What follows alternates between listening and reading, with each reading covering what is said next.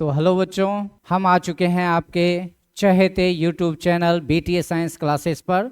और ये विश्वास बैच फिजिक्स का एपिसोड 2 आप तक पहुंच रहा है इम्पॉर्टेंट टॉपिक के साथ। एपिसोड 1 में हमने देखा था कि आवेश क्या है, विद्युत आवेश क्या है, चार्ज क्या है, SI यूनिट इसका क्या होता है, CGS यूनिट इसका क्या होता है, इसके बीच आपस में रिलेशंस क्या होते हैं, आवेश का मौलिक गुण क्या होता है, आवेश का क्वांटमीकरण सिद्धांत क्या होता है, आवेश का संरक्षण सिद्धांत क्या होता है।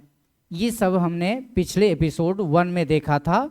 आप लोग एपिसोड 1 निश्चित तौर पे देख लीजिए, एक रोड मैप आपको मिल जाएगा। क्योंकि ऑब्जेक्टिव केवल रट्टा मार के नहीं करना है, ऑब्जेक्टिव बेहतर टेक्निक और बेहतर माइंड अप्रोच के साथ करना है ताकि वो जल्दी भूले नहीं। तो उसके लिए कॉन्सेप्ट जरूरी होता है। तो आप कॉन्सेप्ट जरूर देखिए, कॉन्सेप्ट देखने के बाद आप ऑब्जेक्टिव हल करेंगे तो मज़ा आएगा, आपको भी मज़ा आएगा और हमें लगेगा कि हम कुछ सिखा पाएँ। चलिए वापस आते हैं हम लोग। आपके स्क्रीन पर दिख रहा है कि ECS पार्ट 1 का ये आपका विद्युत आवेश एवं विद्युत क्षेत्र चल रहा है और ये एपिसोड नंबर 2 चल रहा है। ठीक है, अब हम आगे आते हैं। तो पिछले एपिसोड में जो हम देखे थे, ये देखे थे कि आवेश का संरक्षण सिद्धांत क्या है। और आज हम देखने वाले हैं आवेशन की विधि। क्या देखने वाले हैं? आवेशन की विधि। मतलब अब तक जो हम देख रहे थे, यह देख रहे थे कि अगर किसी वस्तु पर, जस्ट मिनट, अगर किसी वस्तु पर चार्ज आता है, चाहे वह प्लस आवे चाहे उस पर माइनस आवे, जो भी आवे, तो इस पर चार्ज जब आता है तो वह कैसे आता है, किस तरीके से आता है। अगर किसी वस्तु को इसको हमको आवेशित करना है तो किस विधि से कर सकते हैं। यानी कि सुचालक होगा तो किस विधि से, कुचालक होगा तो किस विधि से। चूंकि वस्तु हमारे आसपास में बेसिकली चालक और कुचालक हैं, तो उसको किस तरह से आवेशित कर सकते हैं, ये मेथड आना जरूरी है। तो बेसिकली हमारे जो आसपास में मौजूद हैं तरीके, वह आपका जो तरीका मौजूद है वह है आवेशन की विधि में, यानी कि मेथड ऑफ चार्जिंग में। तो क्या आपको मौजूद है, सो देखिए। पहला विधि जो है आपका घर्षण विधि।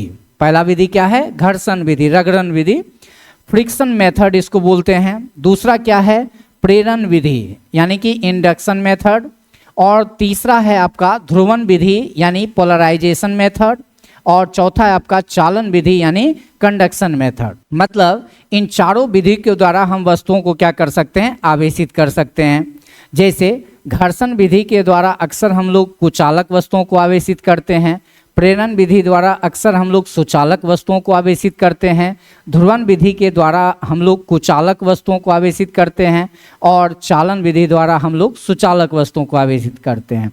तो आप देख सकते हैं कि ये 4 मेथड आपके सामने हैं। बारी बारी से इसको हम लोग देखने की कोशिश करते हैं। चलिए, पहला आपका है घर्षण विधि। ये दुनिया का सबसे आसान तरीका है, आसान टेक्निक है। जैसे सपोज कीजिए कि आपके पास 2 वस्तु हैं।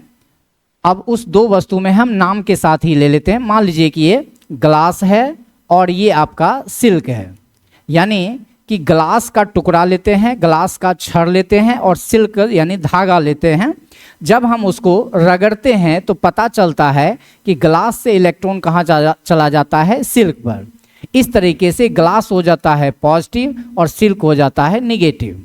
मतलब जब 2 वस्तुओं को आपस में हम रगड़ते हैं तो इलेक्ट्रॉन एक वस्तु से निकलकर दूसरे पर चले जाते हैं और इस तरह से दोनों वस्तु क्या हो जाते हैं? आवेशित। जैसे ग्लास और सिल्क के केस में क्या होता है कि ग्लास से इलेक्ट्रॉन निकल करके कहाँ जाता है? सिल्क पर, और ग्लास हो जाता है धनावेशित, सिल्क हो जाता है ऋण आवेशित।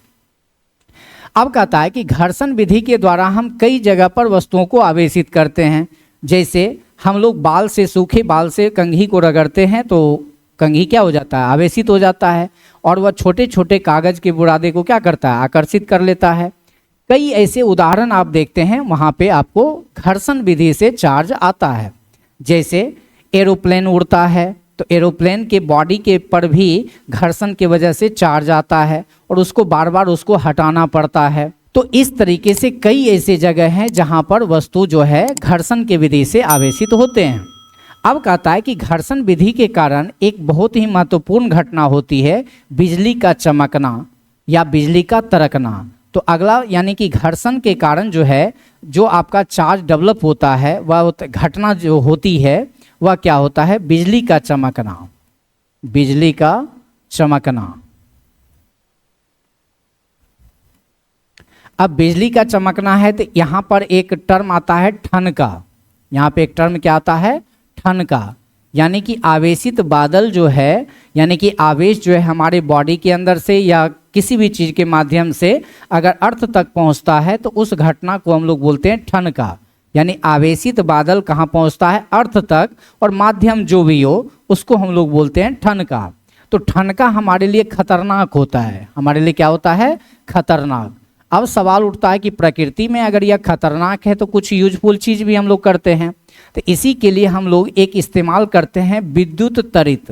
क्या इस्तेमाल करते हैं, विद्युत तरित। विद्युत तरित कुछ नहीं होता है, बस एक चालक तार होता है कॉपर का मोटा सा, और उसको हम क्या करते हैं, अर्थ में जोड़ देते हैं। तो कहीं नुकीला छड़ ऊपर पे रहता है, अगर ठनका कहीं आसपास गिरता है तो वह नुकीले छड़ पर गिरता है, और नुकीले छड़ से होते हुए, तार से होते हुए वो कहाँ चला जाता है, नीचे चला जाता है। तो विद्युत तरित एक प्रकार का चालक तार हुआ, और चालक तार ठनका के घटना से होने वाले दुष्प्रभाव को क्या करता है, कम करता है। ठीक है, इसका उपयोग, इसी को विद्युत तरित को हम लोग बोलते हैं एक तरह से जीवनोपयोगी कार्य है। क्या है ये, जीवनोपयोगी कार्य है। इसको बोलते हैं स्थिर वैद्युत परिरक्षण। क्या बोलते हैं इसको, स्थिर वैद्युत परिरक्षण। परिरक्षण मतलब स्थिर विद्युत से होने वाली घटना से परिरक्षण करता है, मतलब सुरक्षा करता है। तो विद्युत तरित एक प्रकार का चीज हुआ। इसके अलावे कई ऐसे जगह हैं जहां हम इस टेक्निक का इस्तेमाल करते हैं। जैसे बारिश हो रही है तो बंद कार में आप बैठ जाइए, तो आपको अगर ठनका गिरना है तो बंद बॉडी पर यानी कार पर जल्दी नहीं गिरेगा, क्योंकि बंद बॉडी के अंदर विद्युत क्षेत्र नहीं होता है और वह आसानी से ठनका हमारे बॉडी पर नहीं गिरता है। मतलब आप अगर कहीं खड़े हैं और बंद कार में हैं तो खड़े जहाँ पे हैं वहाँ ठनका ज़्यादा गिरेगा एज कॉम्पेयर टू आपके बंद कार में बैठे रहने से। तो इसका मतलब बारिश के मौसम में बंद कार में बैठे रहना ज़्यादा सुरक्षित होता है। और भी इसमें कई घटनाएं हैं। बिजली का चमकना एक बेस्ट उदाहरण है। तो बिजली जो चमकती है या ठनका जो गिरता है वो किस विधि के कारण, घर्षण विधि के कारण हवा के कण पर जो है आवेश आता है, बादल पर आवेश आता है, और इससे घटनाएं भी होती है, दुर्घटनाएं भी होती है, और इससे सुरक्षा करते हैं हम लोग स्थिर विद्युत परिरक्षण के माध्यम से। अब कहता है अगले पेज की तरफ हम रुख करते हैं, तो आप देखेंगे इंडक्शन मेथड, यानी कि दूसरा जो मेथड है वह आपका क्या है, induction method. Induction method, induction method बोले तो प्रेरण विधि, प्रेरण विधि। अब ये प्रेरण विधि क्या होता है, इसमें कहता है कि एक वस्तु हम लोग लेते हैं और इस पर कोई चार्ज नहीं है, मतलब ये उदासीन है, ये क्या है, उदासीन है, और संयोग से ये सुचालक है, संयोग से ये क्या है, सुचालक है। और याद रहे घर्षण विधि द्वारा हम लोग अक्सर जो है कुचालक वस्तुओं को आवेशित करते हैं, जबकि प्रेरण विधि द्वारा हम लोग सुचालक वस्तुओं को आवेशित करते हैं। अब कहता है कि बगल में हम क्या करते हैं, एक आवेशित छड़ लाते हैं, और ये आवेशित छड़ हमारा प्लस भी हो सकता है, माइनस भी हो सकता है। जब हम इसको इसके समीप लाते हैं तो इस बॉडी के अंदर जो माइनस वाला पार्ट है वो इस हिस्से आ जाता है, प्लस वाला जो है इस हिस्से आ जाता है, और किसी एक हिस्से को हम अर्थ कर देते हैं, चाहे प्लस वाले को चाहे माइनस वाले को। तो अगर इस पर प्लस को रखना चाहते हैं तो माइनस को भगा देते हैं, तो माइनस को क्या करते हैं, अर्थ कर देते हैं। अर्थ करने का मतलब है ये भाग उदासीन हो जाता है। अब इस चालक छड़ को हटा लेते हैं तो इस बॉडी पर जो ये प्लस है वो एक समान रूप से क्या हो जाता है, फैल जाता है। इसका मतलब है कि इस बॉडी पर प्लस एक समान रूप से क्या हो गया, फैल गया। तो हम कहते हैं कि यह कैसा हो गया है, धनावेशित हो गया है। तो अब सोचिए कि पहले जो उदासीन था अब क्या हो चुका है, धनावेशित हो चुका है। तो इस विधि को हम लोग बोलते हैं प्रेरण विधि। ज़्यादा लंबा हम नहीं जा सकते हैं, इस पर विशेष चर्चा हम लोग आगे करते हैं। अगला जो है आपका ध्रुवण विधि। अगला आपका क्या है, ध्रुवण विधि। अब ध्रुवण विधि में क्या होता है, यह भी लगभग उसी तरह का है। फर्क ये है कि अगर कोई आपका वस्तु है कुचालक है, अब ये क्या है, कुचालक है। तो जितने भी कुचालक वस्तुएं होते हैं उसमें अक्सर द्विध्रुव होते हैं। द्विध्रुव का मतलब हुआ कि इसमें आपका प्लस होता है, माइनस होता है, प्लस होता है, माइनस होता है, प्लस होता है, माइनस होता है, प्लस होता है, माइनस होता है। तो ये जो प्लस माइनस होते हैं तो अभी तत्काल ये एक दूसरे को उदासीन किए हुए हैं, लेकिन हम चाहते हैं कि इसको आवेशित करें, या तो प्लस आ जाए या तो माइनस आ जाए। तो मान लीजिए कि इस पर हम क्या करते हैं, पहले से आवेशित छड़ को इस पर हम क्या करते हैं, रखते हैं। तो इस पर मान लेते हैं कि ये नेगेटिव चार्ज है। अब ये नेगेटिव इसके अंदर पॉजिटिव हिस्से को अपने तरफ ये आकर्षित करने की कोशिश करता है। इसको बोलते हैं द्विध्रुव का अरेंजमेंट होना। इसको क्या बोलते हैं, द्विध्रुव का अरेंजमेंट होना। तो ये होता है, ये माइनस अपने तरफ प्लस को आकर्षित करेगा, तो ये प्लस हो जाएगा, ये प्लस हो जाएगा, ये दोनों सटा हुआ रहता है, ये माइनस, ये माइनस। उसी तरीके से यहाँ भी होता है, ये सट जाता है इस तरीके से, ये माइनस, ये प्लस, ये माइनस, ये प्लस। तो बीच वाला हिस्सा उदासीन हो जाता है, इधर एक तरह से बच जाता है आपका, एक हिस्से में प्लस बच जाता है, दूसरे हिस्से में माइनस बच जाता है। छड़ अभी भी आपका मौजूद रहता है, मान लीजिए माइनस था तो माइनस है। अब क्या होता है कि या तो इस हिस्से को हम उदासीन करेंगे या तो इस हिस्से को उदासीन करेंगे, और इसके लिए हम क्या करते हैं, अर्थिंग करते हैं। क्या करते हैं, अर्थिंग करते हैं। तो इस पर मान लीजिए माइनस को अर्थ कर दिए तो ये भाग उदासीन हो जाता है, इस पर केवल क्या बच जाता है, प्लस। अगर हम अगले पड़ाव में देखने की कोशिश करें, जस्ट लाइक ऐसे सोचिए, एक पेज हम ले लेते हैं, जैसे यहाँ पर आप देखिए, यहाँ पर इसी पेज में इसको क्लियर कर लेते हैं। इस पर जो है आपका क्या बच जाता है, प्लस बच जाता है। अब आप इस छड़ को अगर हटा भी लेते हैं तो ये जहाँ का तहाँ आवेश जो है पड़ा रहता है, मतलब जो वस्तु उदासीन था अब वस्तु धनावेशित हो चुका है। इसका मतलब वस्तु को आवेशित हम लोग कर सकते, ये मोटा मोटी तौर पे हम दे रहे हैं, और भी डिटेल से दिया जाता है, लेकिन अभी हम चूंकि आपको ऑब्जेक्टिव बेस्ड थ्योरी दे रहे हैं, जब हम सब्जेक्टिव बेस्ड थ्योरी आएंगे तो वहाँ डिटेल से और देखेंगे। तो इस तरह से ध्रुवण विधि द्वारा भी हम वस्तु को क्या कर सकते हैं, आवेशित कर सकते हैं। अब अगले पेज की ओर रुख करते हैं। अगला जो आपका है चालन विधि है। अगला क्या है, चालन विधि। अब ये चालन विधि क्या होता है भाई, तो कहता है कि एक वस्तु है जो बिल्कुल उदासीन है, और याद रहे ये आपका चालक है, ये आपका क्या है, चालक है। हम चाहते हैं इसको आवेशित करें, तो इसमें क्या किया जाता है कि इसको दो तरीके हैं हमारे पास। एक ऐसा वस्तु लेते हैं जो पहले से आवेशित है, जो पहले से क्या है, आवेशित है। इसको या तो हम चालक तार से जोड़ देते हैं, तो चालक तार से जोड़ते हैं तो या तो चार्ज इधर से जाता है या तो इधर से जाता है, और इस पर चार्ज डेवलप हो जाता है। अब कैसे होता है वो बाद में हम चर्चा करेंगे। फिलहाल सोचिए कि जब हम चालक तार से जोड़ते हैं तो इस पर चार्ज आ जाता है। अब दूसरा तरीका ये हो सकता है कि अब यहाँ पर जो हम देख रहे हैं कि ये वस्तु ए है, ये मान लो वस्तु बी है, ये उदासीन है और ये आवेशित है। तो आवेशित है तो जैसे ही आप संपर्क में लाते हैं कि चार्ज इस पे आ जाता है, तो ये वस्तु भी क्या हो जाता है, आवेशित हो जाता है। और यहाँ पे जब चार्ज आया था तो ये भी क्या हो गया था, आवेशित हो गया था। तो कहने का अर्थ हमारा ये हुआ कि या तो एक आवेशित वस्तु को अनावेशित वस्तु के संपर्क में लाते हैं या चालक तार से जोड़ देते हैं, तो अनावेशित वस्तु भी आवेशित हो जाता है। और इसी विधि को हम लोग बोलते हैं चालन विधि। इसी विधि को क्या बोलते हैं, चालन विधि। और इसके द्वारा हम सामान्यतः किसको आवेशित करते हैं, चालक वस्तुओं को आवेशित करते हैं। तो अभी तक हम क्या देखे, आवेशन की विधि, ठीक है, आवेशित कर सकते हैं। अब कहता है कि वस्तु को जब आप आवेशित कर लिए तो जब ये आएगा तो रहेगा कैसे। मान लीजिए आप कोई पार्टी मना रहे हैं या फंक्शन आयोजित कर रहे हैं, उसमें सभी गेस्टों को मंगा लिए। अब वो जैसे भी आना है वो चले आए।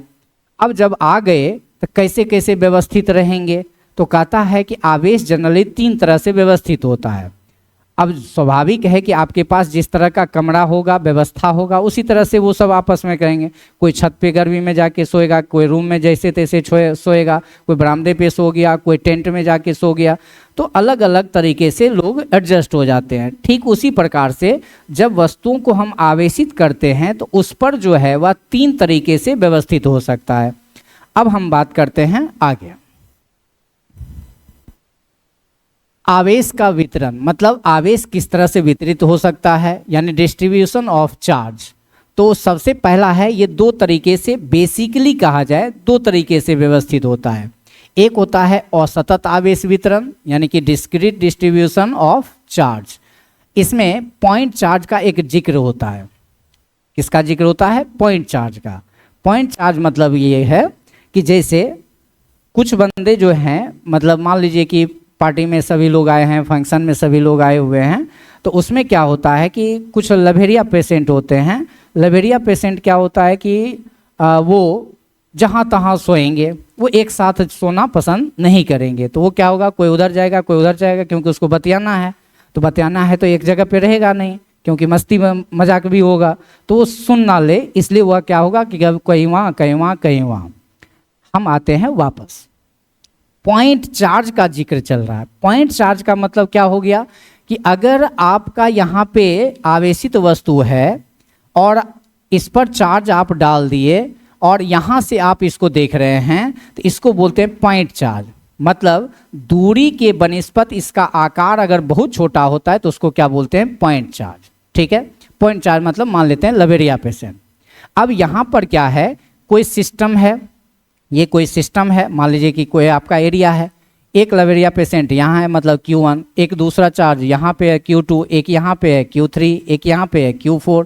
अब जहाँ तहाँ ये है, अब जो भी लवेरिया पेशेंट हैं वो अपने आप को बुरा ना माने, मतलब ये है कहने का मतलब उनका एक्टिविटी व्यवहार सब बदल जाता है। ठीक है, सब अपने अपने तरीके से जीते हैं, सब अपने जगह पे ठीक है। अब यहाँ पे Q1 है, Q2 है, Q3 है, Q4 है। अब कहता है कि यहाँ से ये दूरी आपका बहुत बड़ा है, तो एक चार्ज यहाँ Q1 है, एक Q2 है, Q3 है, Q4 है, माइनस भी हो सकता है। तो इसका मतलब ये है कि ये कोई निकाय है, सिस्टम है, इसमें चार्ज जहाँ तहाँ फैले होते हैं। तो ऐसे व्यवस्था को ही हम लोग क्या बोलते हैं? असतत आवेश वितरण। ठीक है, इसमें मुख्यतः पॉइंट चार्ज को इंडिकेट किया जाता है कि बेचारा जहाँ तहाँ व्यवस्थित होता है। ठीक है, वही लवेरिया पेशेंट। अब चलिए अगला बात करते हैं, सतत आवेश वितरण। सतत आवेश वितरण मतलब कॉन्टिन्यूअस डिस्ट्रीब्यूशन ऑफ चार्ज। ये विवाहित टाइप के लोग हैं, और विवाहित है तो पत्नी है, बच्चा है, ये है वो है, तो सब प्रयास करेगा कहाँ? एक जगह पे रहेगा, कि मतलब घनत्व में संघनित रहेगा। तो यहाँ पे सतत आवेश वितरण जो है, संघनित जो रहेगा, आवेश जो है एक जगह पर गुच्छा टाइप से जो रहेगा वह तीन तरह से गुच्छा में रहेगा। एक होगा कि आपका लीनियर, मतलब सरल रेखा के रूप में रहेगा। सरल रेखा का मतलब जरूरी नहीं कि मतलब इसी तरह हो, ऐसे भी हो सकता है, मतलब पतले हिस्से पर वह फैला हुआ होगा। धागा है, मान लीजिए धागा है, उस पर एक समान रूप से फैला दिए हैं, तो उसको बोलते हैं हम लोग रेखीय आवेश। उसको क्या बोलते हैं? रेखीय आवेश, मतलब सरल रेखा में है। अब एक है, जैसे मान लो ये बोर्ड है, तो बोर्ड पर एक समान रूप से फैला हुआ है। एज एग्जाम्पल दूसरा भी हम लोग ले सकते हैं, जैसे सपोज कीजिए कि यहाँ पर एक कोई कॉपी रखा हुआ है। सपोज कीजिए ये कॉपी रखा हुआ है, तो ये आपका ये पृष्ठ है, इस पर अगर चार्ज आपका एक समान रूप से फैला हुआ है तो ये पृष्ठ पर है। तो इसका मतलब ये क्षेत्रफल में है, पहले था रेखा में, अब है क्षेत्रफल में। ठीक है, अब कहता है कि आपका आवेश, और ये एक समान है, मतलब लगातार फैला हुआ है। दूसरा कहता है कि आपका मान लीजिए तरबूजा है, अब तरबूजे के अंदर जैसे बीज वगैरह फैले होते हैं, लाल वाला हिस्सा फैला होता है, उसी में अगर आवेश एक समान रूप से फैला हुआ है तो उसको बोलते हैं आयतन में फैला हुआ होना। तो वही बात यहाँ पे है कि अगर ये सरल रेखा में है तो उसके लिए हम लोग एक घनत्व स्टार्ट लेते हैं, इसको बोलते हैं लैम्डा। इसको क्या बोलते हैं? लैम्डा। तो इसको बोलते हैं रेखीय आवेश घनत्व। इसको क्या बोलते हैं? रेखीय आवेश घनत्व। और उसको क्या चीज़ से इंडिकेट करते हैं? लैम्डा से। अगर पृष्ठ में है तो उससे रिलेटेड एक घनत्व इस्तेमाल करते हैं, जिसको बोलते हैं पृष्ठीय आवेश घनत्व। इसको हम लोग क्या लेते हैं? इसको बोलते हैं रेखीय आवेश घनत्व, और इसको क्या बोलते हैं? पृष्ठीय आवेश घनत्व। और इसको बोलते हैं आयतनिक। आयतन में रहे तो आयतनिक, मतलब तरबूजा वाला मामला, आयतनिक आवेश घनत्व। आयतनिक आवेश घनत्व मतलब एक को लैम्डा से इंडिकेट करते हैं, दूसरे को सिग्मा से, और तीसरे को रो से। इसका मतलब ये तीन तरह के होते हैं। अब कहता है इसको अगर आप गौर से देखना चाहें तो यहाँ पे ब्लैक कलर में आपको दिख रहा है कि लंबाई तो बहुत ज़्यादा है और इस पूरे लंबाई पे बहुत सारा आवेश गया है Q, और पूरे का लंबाई मान लीजिए L है। तो L लंबाई में कितना चार्ज है, Q है। उसमें से हम एकदम छोटा सा चार्ज माने लंबाई लिए हैं ये, तो छोटा सा लंबाई का नाम होता है dl या dx, और उस छोटे से dl में जो चार्ज है वो dq है, और ये इसका लंबाई को हम लोग क्या मान लिए, dx। तो इसका मतलब यहाँ पे लेमडा जो होता है dq बटे dx को हम लोग लेमडा कहते हैं। ठीक उसी प्रकार से अगर क्षेत्रफल में है तो पूरे पर चार्ज जो फैला हुआ है मान लो q, और पूरे का एरिया जो है वह मान लो a। अब उसमें कहता है एकदम छोटा सा हम यहाँ क्षेत्रफल लिए, अब छोटा सा क्षेत्रफल को हम लोग क्या बोल रहे हैं, dA, और उस छोटा सा क्षेत्रफल में जो चार्ज है वह क्या है, dq। तो dq बटे dA का ही नाम क्या होता है, सिग्मा। अब आयतन के हिसाब से बात करते हैं। आयतन में क्या होता है कि ये आयतन है, इस आयतन में टोटल चार्ज मान लो कितना फैला हुआ है, q, और उस पूरे का आयतन क्या है, v आयतन में q चार्ज है। इसका मतलब है कि अगर इसके अंदर छोटा सा ये आयतन हम लेते हैं जिसका नाम क्या है dv, और उसमें चार्ज क्या है मान लो dq, तो dq बटे dv को ही हम लोग क्या बोलते हैं, रो बोलते हैं। मतलब लेमडा का मतलब रेखीय आवेश घनत्व, सिग्मा का मतलब पृष्ठीय आवेश घनत्व, और रो का मतलब आयतनिक आवेश घनत्व। इससे न्यूमेरिकल पूछता है, इस पर देखिएगा कैसे बनेगा। आते हैं आगे।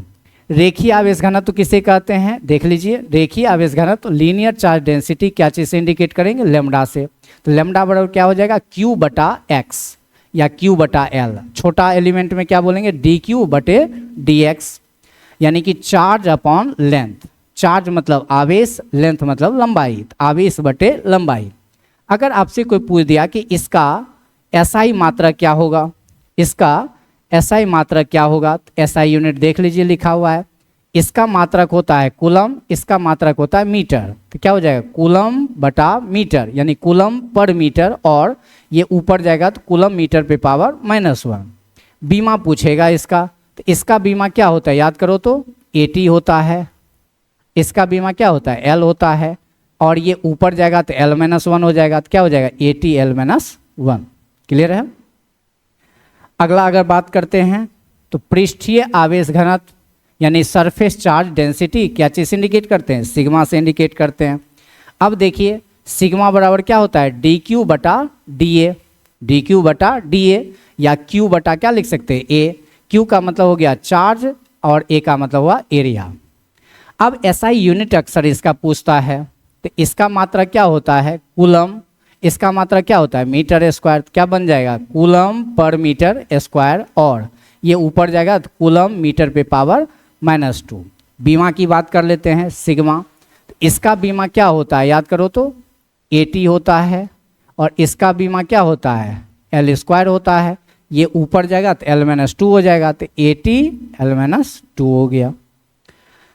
अगला देखिए, तीसरा आपका है आयतनिक आवेश घनत्व, वॉल्यूम चार्ज डेंसिटी रो। इसको पढ़ते हैं रो, क्या पढ़ते हैं इसको, रो, यानी RHO, रो। ठीक है। अब आइए आगे, सॉरी, रो बराबर dq बटे क्या हो जाएगा, dv, या q बटे क्या हो जाएगा, v। इसको बोलते हैं चार्ज अपॉन वॉल्यूम, मतलब आवेश बटा आयतन। SI यूनिट क्या होगा, इसका SI यूनिट क्या होगा, कूलम, इसका SI यूनिट क्या होता है, मीटर क्यू। तो देखो तो कूलम पर मीटर क्यू, इसी को स्टाइल मार के क्या लिखोगे, कूलम मीटर पे पावर -3, ये ऊपर जाएगा तो मीटर पे पावर -3। बीमा यानी कि रो क्या होगा, AT-L-3। कहोगे कैसे, इसका बीमा क्या होता है, AT आयतन का बीमा होता है L3, तो ये ऊपर जाएगा तो क्या होगा, L-3, तो AT-L-3। क्लियर है। अब ये आपका एपिसोड नंबर 2 है। इन दोनों से रिलेटेड जो सवाल आपका बनेगा जो भी, उसको हम लोग करेंगे, और इसका अगला जो टॉपिक है वो है कूलम्स लॉ। ठीक है।